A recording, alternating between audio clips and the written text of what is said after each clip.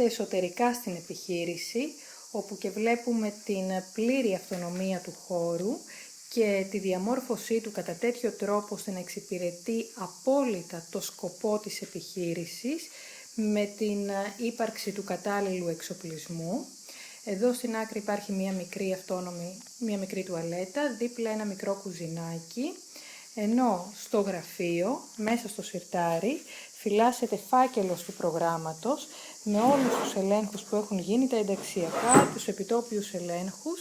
Στην άκρη στο ψηλό στάντ βλέπουμε δίπλα ότι υπάρχουν κάρτες της επιχείρησης σε αυτό το σημείο, ενώ κάποιες δειγματοληπτικά πάντα υπάρχουν και πάνω στο γραφείο.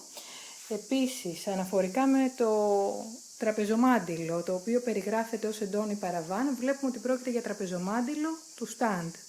Δίπλα ακριβώς στην ντουλάπα υπάρχει ο εξοπλισμός της επιχείρησης, δηλαδή οι κάρτες, οι κάμερες, το τρίποδο, οι θήκες των υπολογιστών και γενικά ό,τι χρειάζεται προκειμένου να λειτουργεί η επιχείρηση, ο ηλεκτρολογικός εξοπλισμός.